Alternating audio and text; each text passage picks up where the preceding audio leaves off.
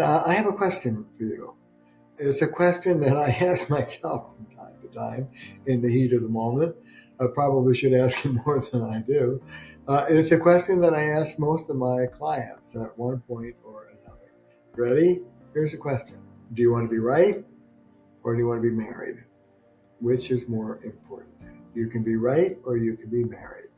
What do you want? And don't budget and tell me you want to be both right and married at the same time. Because I got bad news for you. It just don't work like that. How many of us have fallen into the trap of what I call objectivity battles? Last night, when you yelled at the waiter, well, no, I didn't yell at the waiter. I was being emphatic. Oh, honey, that was not emphatic. That was yelling. No, you're quite sensitive. That was emphatic, and you're overreacting. Well, blah, blah, blah. Well, blah, blah, blah. You marshal your evidence and you plead your case before the court. How much time have you spent wasting your time in doing that? Underneath that is a wish that I have a soft spot in my heart for. It's the nutty idea, but romantic. I understand it. I feel warmly toward it, but it's the merry road to hell. That we will resolve this issue when we reach agreement about what happened or whose feelings are valid or did you say this or did you say that or blah, blah, blah, blah. I got bad news for you. It's a loser. It's like a dog chasing its own tail. I was emphatic. No, you were yelling. I was emphatic. No, you were yelling. Well, listen, honey, it so happens that there was an audiologist at the table next to us, and he recorded your voice and the decibel level, measured that against the standard deviation. Are you kidding? I call this applying the scientific method to your relationship. How many of us have done it? Come on, be honest. And the next question is, how well did that work for you? The relational answer to the question, who's right, is who cares? This isn't about the science. This isn't about objective reality. And as I teach people how to live relationally, I ask them to swallow a few bitter pills. And here's the first one, particularly for you logical types. Objective reality has no place in personal relationships. Sorry. Objective reality has no place in personal relationship. It's great for getting buses to run on time and finding vaccines and cures for cancer, but in terms of were you or were you not a beast last Tuesday with Auntie Fritz? No, sorry. Uh, the way that it works in a relationship is how are you both going to manage, negotiate your different realities. Coming to one reality is a loser.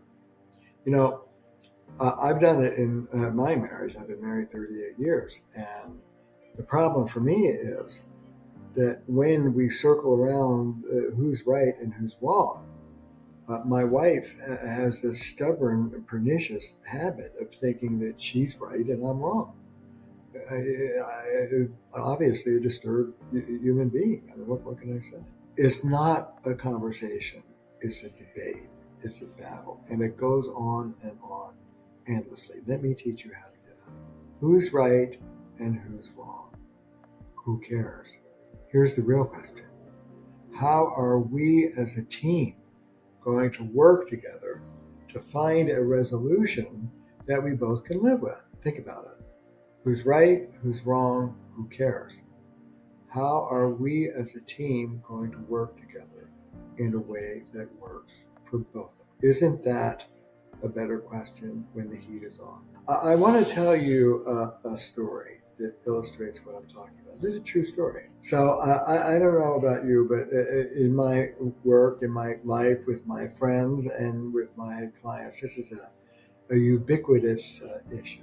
And I'll do it straight up, heterosexual, heteronormative. Her to him, you're a reckless driver. Him to her, you're overly anxious. I'm an aggressive driver. I'm a New Yorker, but I know what the hell I'm doing. I used to drive a taxi, for God's sake. I am not a dangerous driver. I'm just an aggressive driver, but I am in total control.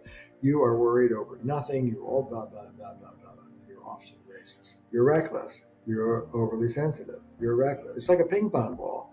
It goes back and forth and back. No one listens. In moments like those, I say we've got two speakers and no listeners. Good luck. One session with me. True story. Her to him. Honey, I know you love me. Hold the phone. Let's start with that.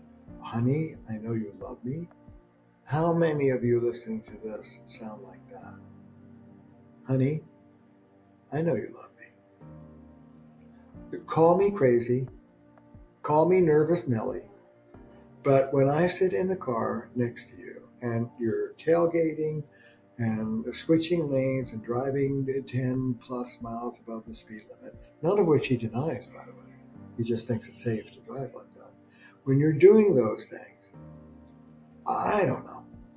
Maybe I'm overly sensitive, but I drive myself crazy. I just get really scared, honey. Now, look, I know you adore me. I know you want to be a good husband. Do you really want me to drive myself nuts and be terrified every time I'm in the car with you? But look, as a favor to me, because you know that I get so scared, could you please, when you're by yourself, drive any way you want, but when you're with me and I'm in the car, could you help me out by driving more conservatively so I don't have to be so miserable? And he says, true story, okay. And he does. And what could have been a fight, man, I've been there and I've heard it. What could have been a fight that goes on for 40 years is solved in 10 minutes because it's not about objective reality. Is he a reckless driver? Is he not a reckless driver? Man, that could go on forever. How about this? Honey, I know you love me. As a favor to me, could you? Subjective, not objective. With humility, not judgment. As a favor to me, you make a request, not a complaint. Instead of telling your man what he's done wrong, you tell him what he could do that would be right. As a favor to me, even though you may be a competent driver, because I drive myself crazy. Not you drive me crazy, I drive myself crazy. Call me a nut job. Own it. Give it to him. Call me neurotic, but I do. You love me. We're married. We could drive together a lot. Could you make my experience easier for me out of love? And God bless him. He rises to the occasion and says, sure. No threat, no judgment, no criticism, no bony fingering. You're a bad driver and you need to know it. Just, I'm sorry. The beauty of speaking from the I, from the subjective, is that nobody can argue with you. You're a reckless driver. No, I'm not. Yes, you are. No, I'm not. Yes, you are. I drive myself crazy with fear when I'm sitting with you. Well, you shouldn't. I know. Maybe I shouldn't, but I still. It's like you're like Bozo. You're like those clowns that the kids punch, and no matter how hard they keep bouncing right back up again. Yeah, okay, I'm crazy. Maybe you're right, but there I am being crazy, sitting next to you, and it's awful for me. And you love me, and couldn't you change your driving as a favor to me? Well, yeah, if you put it that way, I would. Get out of the business of arguing your case. This is not a scientific tribunal. This is not a court of law. Who's right? Who's wrong? Who cares? Let's figure out a way that we can work this thing in a way that works for both of us. Here's what would help me. As an act of love toward me, would you be generous enough to give that to me? Next time you find yourself winding up into who's right and who's wrong, take a breath, take a break, and speak relationally, subjectively.